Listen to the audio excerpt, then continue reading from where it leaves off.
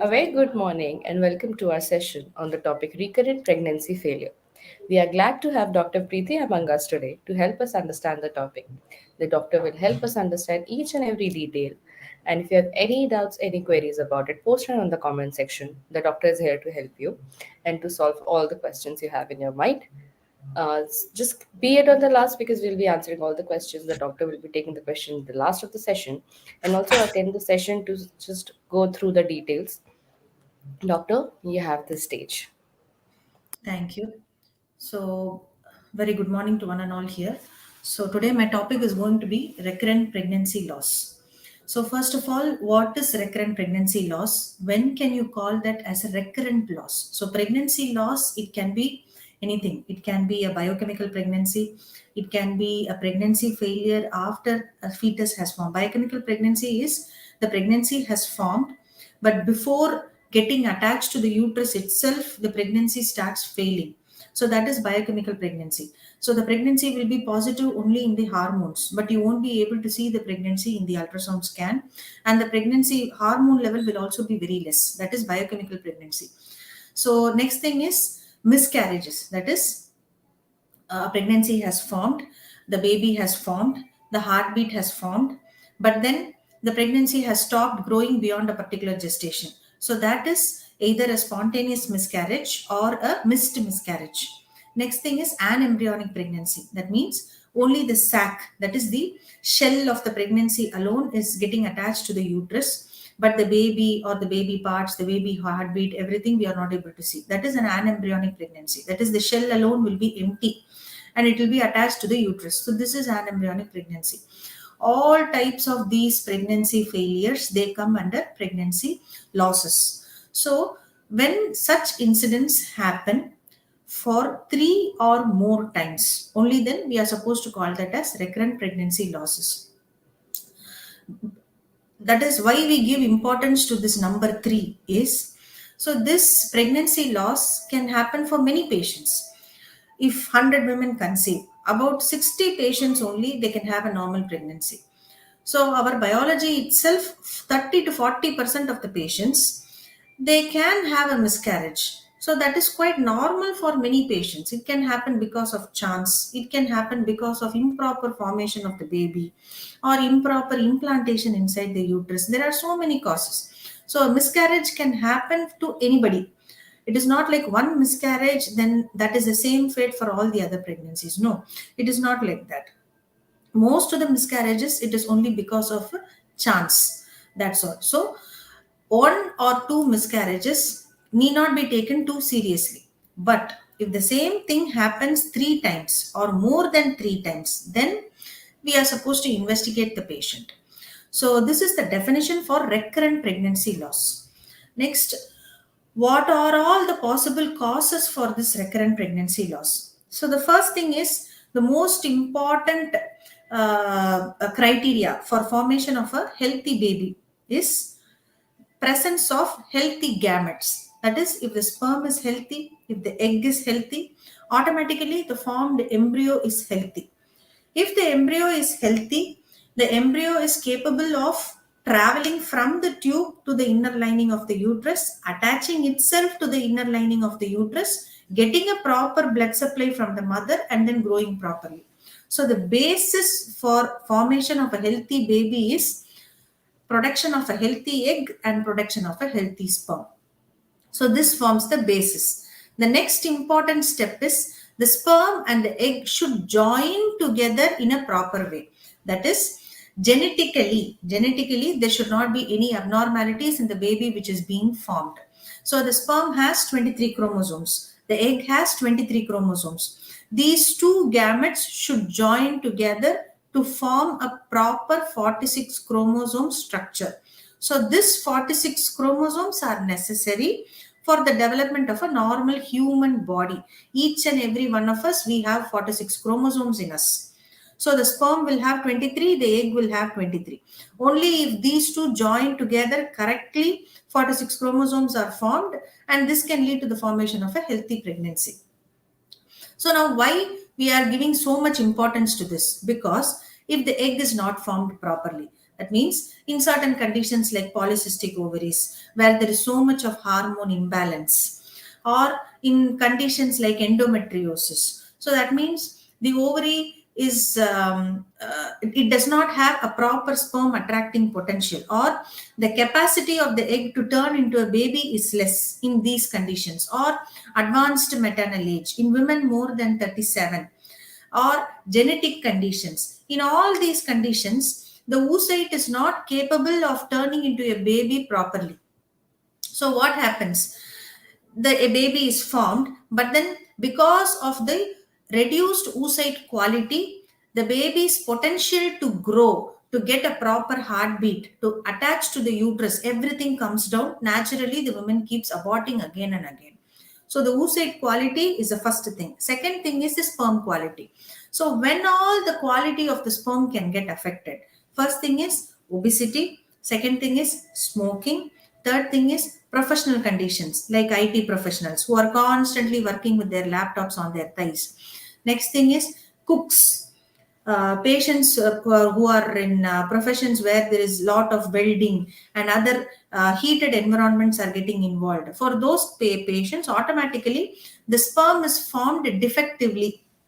Chronic alcoholics. So, because of chronic alcohol, smoking, and taking steroid injections, all these things, taking steroid injections for development of muscle mass, all these are quite common nowadays. So, all these things can have an impact on your sperm production. The head of the sperm, which is the most important thing in penetrating the egg and turning the egg into a baby, can get damaged because of all these habits, or because of professional hazards. Patients who are constantly traveling in two wheelers, in exposure to too much of sunlight, carrying too much of weights, carrying too much of heavy load, all these things can cause blood vessel dilatation, that is we call varicose veins. So these things can increase the sperm damage. So what happens when a damaged sperm is released? So if at all this damaged sperm pierces the egg and forms the baby, again the baby is not healthy. Though the ovary is healthy or the oocyte is healthy, if the sperm head is damaged, once again the formed baby is not capable of growing properly. So that is why this is the most important factor. Next thing is, as I told you, during the joining of the gametes, sometimes 46 chromosomes are not formed. One is either less or one is more. So 45 or 47 chromosomes can happen. So in that cases also, the formed baby is again defective. It is again not able to grow properly beyond that particular gestational age. So the baby can form. The baby will grow up to 2 months or 3 months. After that, the heartbeat can stop. So these are all because of defective baby formation. This is the most commonest cause. Next thing is, see, the egg joins with the sperm to form the baby. So the baby has 50% of the mother component, 50% of the father component. So sometimes when this baby is being placed inside the uterus can consider the formed baby as a foreign body because it also has the male component. It is somebody else's component. The uterus can have high rejection capabilities. It is like transfusing somebody else's blood into our own body. Though we do lots of cross matching and lots of everything, we check whether the blood is capable of transfusion to this particular person. We cannot do all those things to the embryo. So, because of the rejection capacity of your body, the uterus identifies the sperm component as a foreign object. It is like keeping somebody else's kidney into your body. For most of the patients, it is accepting. But for some patients, the kidney can be rejected and the kidney can undergo failure. It is a similar technique here. Because of the sperm component, the uterus can identify that as a foreign object and the pregnancy can be rejected by the uterus. So, this is one of the immunological cause. These things can happen. Next thing is, for a baby to grow properly inside the uterus, the baby which is being formed, it has to attach. It is like a root. It is like a seed actually. The seed should nicely be submerged into the soil, and from the seed, small roots they develop into the soil to get water. So the same thing happens here. in the formation of a baby. So the baby is like a seed. So it is going and burying inside itself the uterine bed, and it is putting all its roots, that is the blood vessel, into the uterus, and it is sucking up all the blood from the mother, and it is growing as a human body. So it is similar to the seed which is becoming a plant. So the baby here, formed baby is the seed, and the formed human body is like a plant which has grown fully.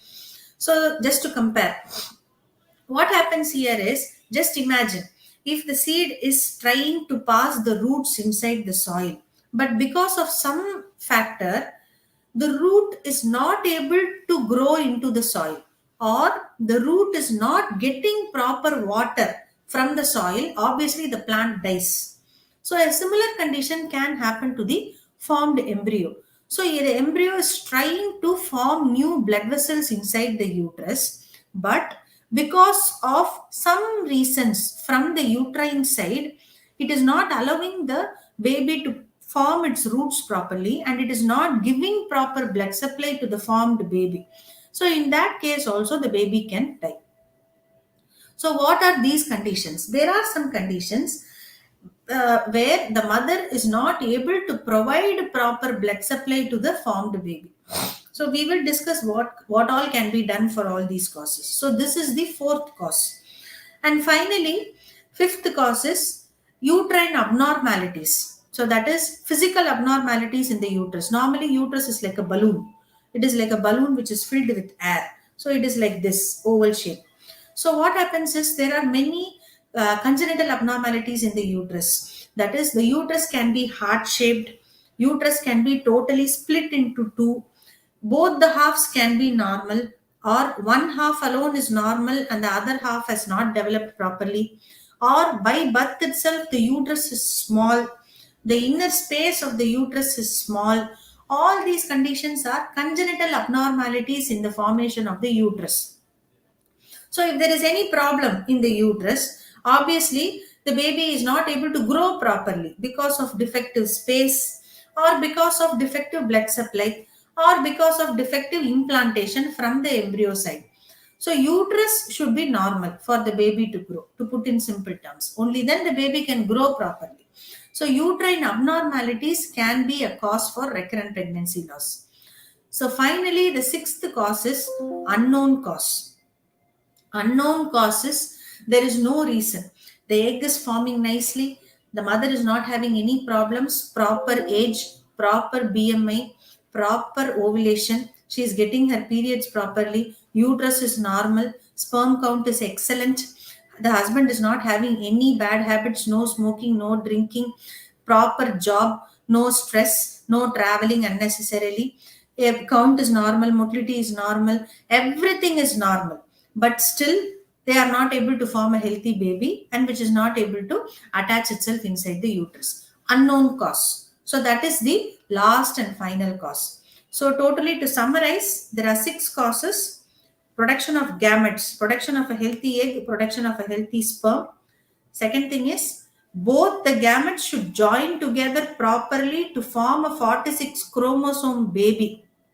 Third thing is, the formed baby should attach itself inside the uterus. The uterus should accept the baby as its own, and it should not reject the baby. Next thing is, it should get proper blood supply. The baby should go and attach to the inner layer of the uterus. It should produce proper blood vessels and get proper blood supply through the blood vessels. Finally, the uterine shape, the uterine cavity should be normal. The last cause is unexplained.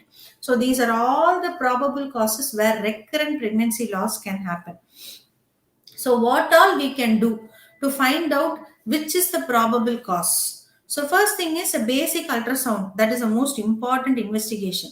So we should see whether the uterine cavity is normal. We should see whether the ovaries are normal. As I told you, there are many conditions where defective gametes are produced, like polycystic ovaries, endometriosis, advanced maternal age, all these conditions, early menopause, familial cause. So all these conditions, the oocyte quality is definitely less. It has been proved in many patients. So a proper ultrasound and a proper 3D ultrasound with the Tubal analysis also. The fallopian tubes also should be checked properly. Sometimes the babies can form properly in the fallopian tube, but the baby cannot come down into the uterus. Ectopic pregnancy can be formed. So what happens is the tube should be checked. Ectopic pregnancy is also a type of pregnancy failure only. So tube should be analyzed properly. So proper ultrasound with the proper visualization of the ovary, the uterus and the tubes must be done. So that is the basic investigation. Next basic investigation is your semen analysis.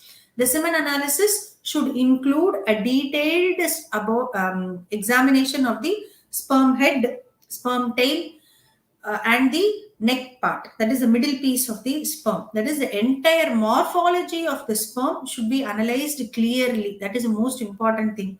Head defects or tail defects can be increased damage to the sperm, and that can lead defective babies. So only a count or only the movement alone is not enough. Seeing the structure of the sperm is also important. Another thing is there is a thing called DNA fragmentation index. We call it as DFI.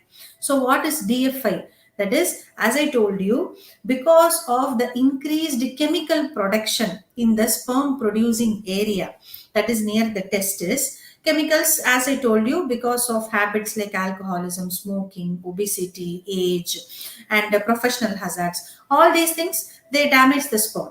That is because they produce chemicals in the sperm producing area near the testis. So these chemicals can damage the head of the sperm, they can damage the tail of the sperm. So because of that, the sperm, defective sperms are getting produced, which will definitely lead to improper baby formations and pregnancy failures. So DFI can be done to rule out defective sperm production as a cause. The next thing is there is no proper investigation to find out the uterine rejection part. So that is a thing which we cannot find out specifically. The immunological receptors in the uterus. There are many investigations, there are many studies going on to find out whether the uterus is having high rejection capacity, but still none of it is proved. And most of the things it is done unnecessarily. So usually we don't do all those investigations unless there is absolutely no other cause, everything else is fine, and repeatedly the pregnancy is failing to implant. In those cases, when there is no other choice, just to find out what is happening inside the uterus, we can do all these tests. Otherwise, it is not mandatory to find out the rejection capacity of the uterus. Say, next is to assess the blood supply to the baby. So, as I told you, there are conditions where the blood supply from the mother to the baby is not going properly. So, what happens to these blood vessels? The blood vessels, they have a high thrombogenic capacity. So, what is thrombogenic capacity? That means they have higher blood clot forming capacity. So, once just take an example of a seed and a root, which I told you earlier. So, a root is being formed, but the root is getting blocked. So the whatever water is there in the soil, it is not going via the root to the plant. Similarly, the embryo is getting implanted inside the uterus and the embryo is producing all the blood vessels, but the blood vessel and the nature of the blood vessel in the mother, it has a capacity to form clots, blood clots. So that is why blood supply is not going from the mother's body to the embryo.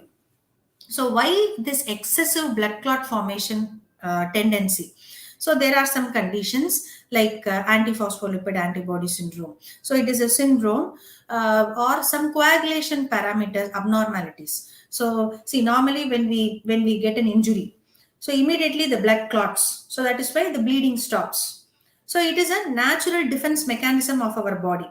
When there is a cut, so we bleed for a few seconds and then it automatically stops. It is a natural mechanism of our body. It is a tendency to protect from excessive blood loss. For some patients, this tendency is more. Excessive blood clot formation can happen.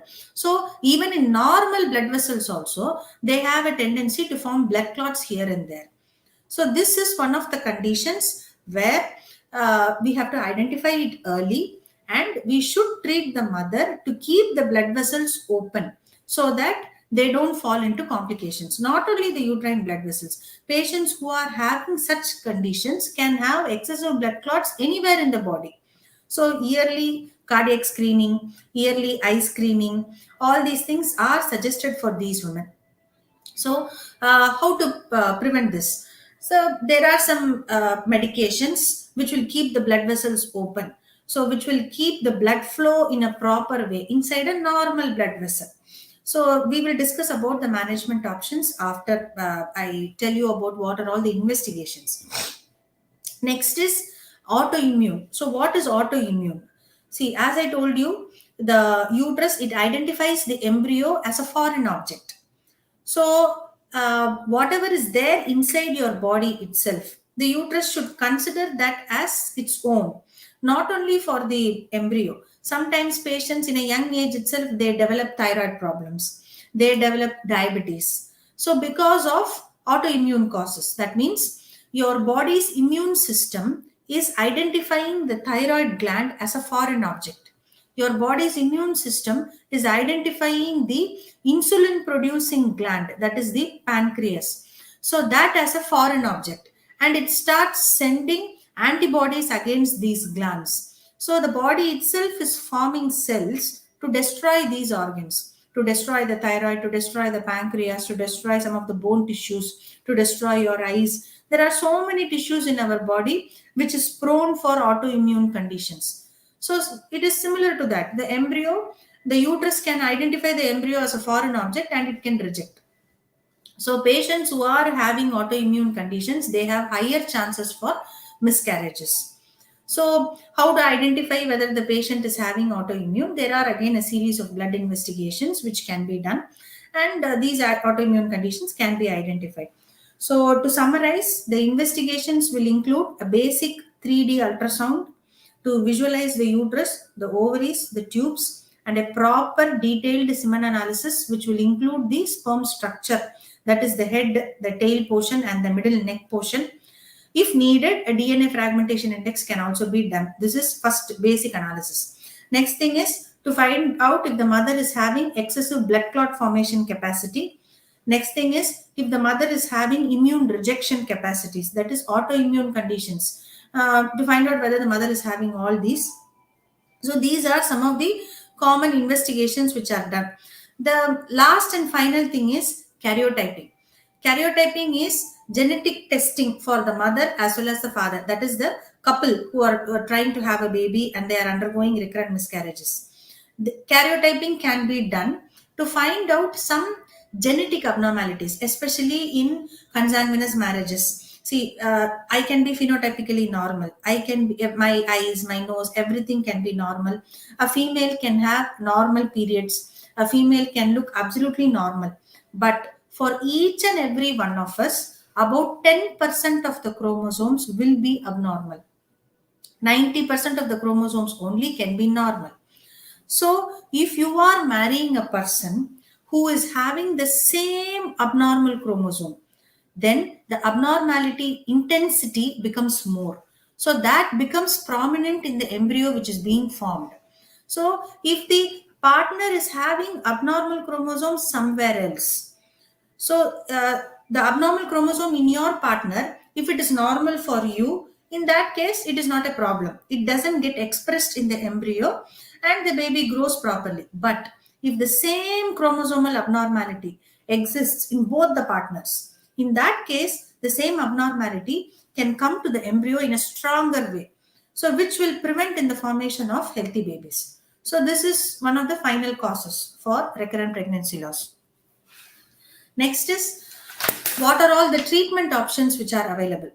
So, as I told you, we start with the formation of healthy eggs. Healthy eggs, we can do a regular follicle monitoring. We can induce the formation of good healthy oocytes by giving some tablets, giving some injections, all these things which can help in the formation of a better egg rather than which is being naturally produced.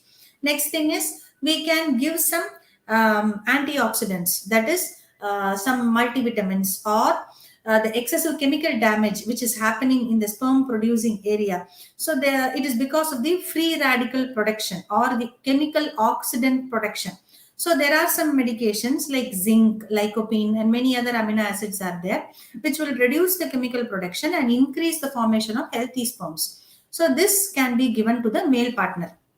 So first we target the formation of healthy eggs. Next, then we go to the uterine abnormalities. If there is any problem with the shape of the uterus, if there is a septum in between, that is, a septum is a bridge.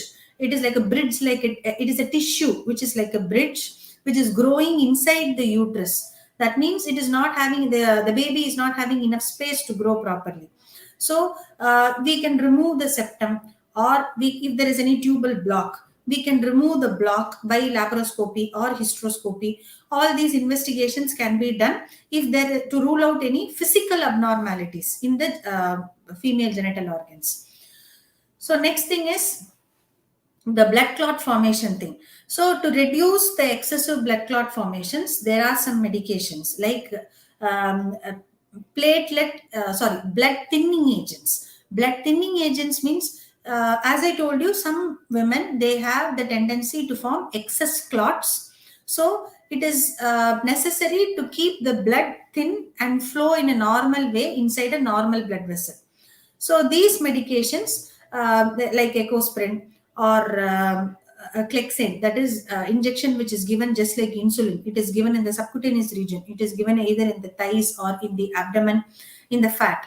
So these injections are blood thinning injections which can keep the blood flowing normally without formation of any clots. So these injections, depending upon the patient's weight, depending upon the patient's age, and depending upon the tendency of formation of clots, the dose can be adjusted. Either more dose can be given, or only a basic minimal dose is enough to adjust according to the women's needs. Next is if there is any hormonal imbalance, as I told you, like thyroid abnormalities, or if the patient is having diabetes, or if the patient is having any other hormonal problems, excessive brain hormones, all these things can also lead to pregnancy failures. So identification of all these conditions, to rule out thyroid problem, to rule out a basic sugar problem, to rule out all the whether all the ovarian hormones and the brain hormones are normal, investigate all the hormones, and if there is any problem, that has to be corrected. So that is the next step. Next is to increase the capability of the uterus to accept the embryo, that is to reduce the rejection.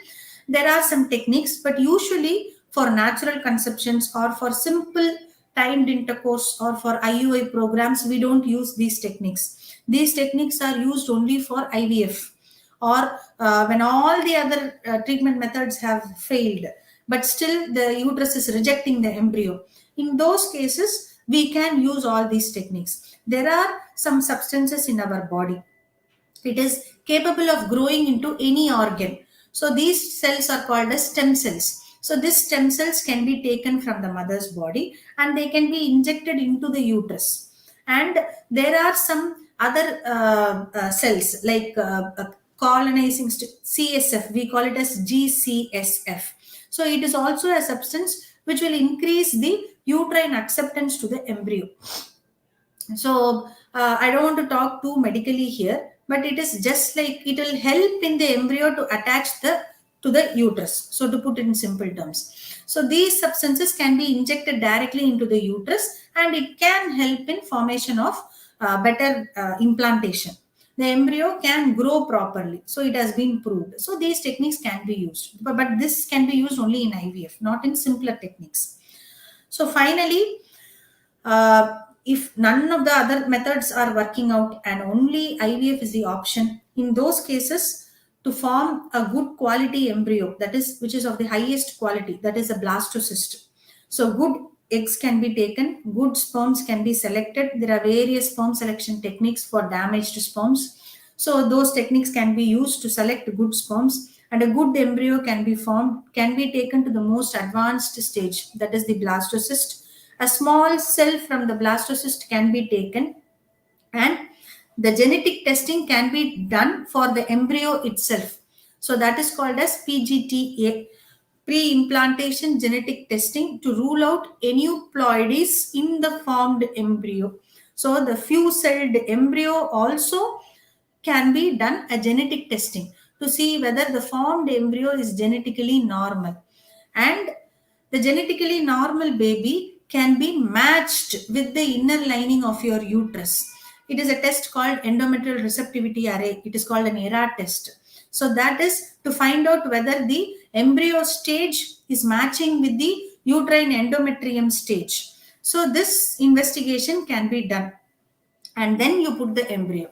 So this has the maximum success, and then you put her on medicines to maintain a proper blood supply, like the blood thinning agents which I told you. So far, proper identification of the cause, proper correction of the cause, at least 70 to 75 percentage of the patients with recurrent pregnancy losses can go home with a healthy baby.